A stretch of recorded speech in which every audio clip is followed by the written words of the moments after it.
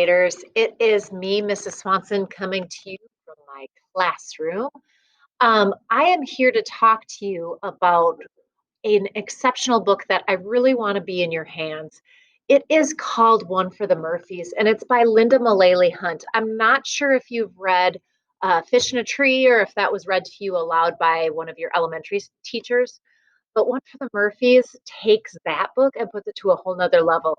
One for the Murphys is about a child named Carly, and she is in foster care right now. And she is searching to find herself amidst all of this turmoil that was her family life and her home life. You're going to get to know the characters very well throughout the book. And I'm going to tell you this right now, you will probably not be able to avoid Kleenexes by the end of it. And that's not just me, that's multiple people that I've sent this copy to.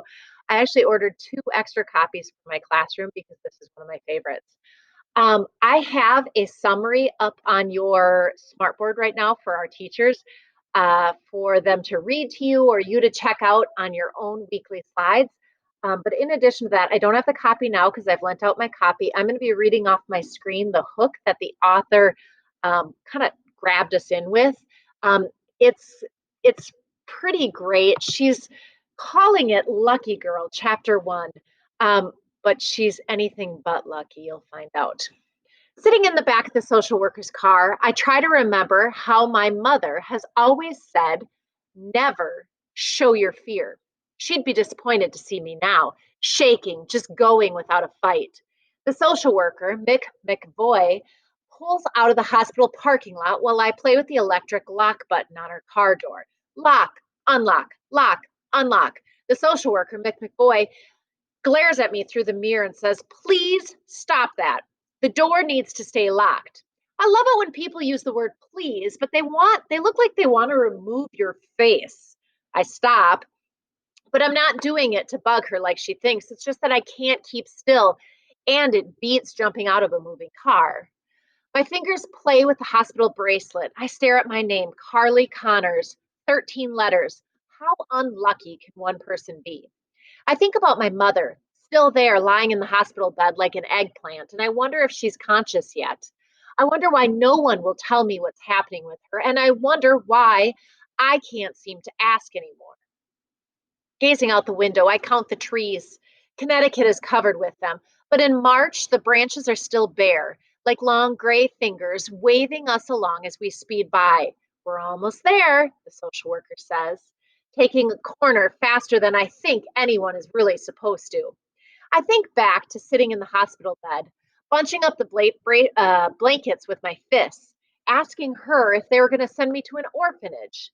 Well, we don't call them orphanages anymore, she'd say, shaking her head and laughing. Like that was the actual point. Now I'm trapped in her car, going to a place that she's chosen. After what my stepfather has done, I'm terrified thinking about what kind of foster home I may land in, the things that could happen to me. I think of the Little Mermaid mural near the nurse's station, how the Tooth Fairy gave me that CD when I was 7, and my mother let me get up to listen to it when I found it under my pillow at midnight.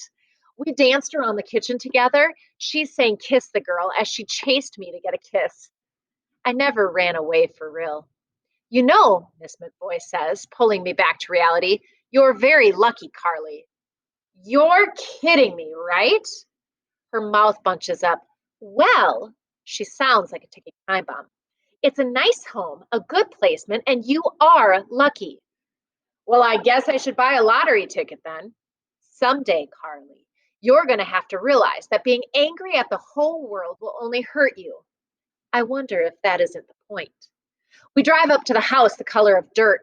Tall, thin trees surround it, like guards on a watch. There is a 66 on the mailbox, a palindrome. Miss McVoy opens the door for me. This is a very nice family, Carly. She puts emphasis on my name, as if to give me a warning.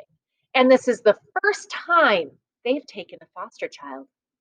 I know this is her way of telling me to be a good girl.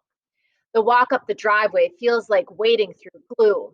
I've read books and seen movies. I know what foster parents are like. They smoke cigars and feed you saltines for breakfast.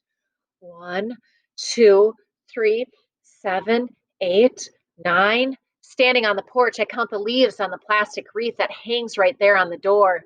The bright redness of the flowers remind me of the swirling lights of the ambulance. I have a vague memory of my mother screaming for me and my own voice trying to yell back for her. And the taste of blood. I remember that. I remember the blinding pain surging through my body and then feeling nothing at all, wondering if a person like me would go to heaven.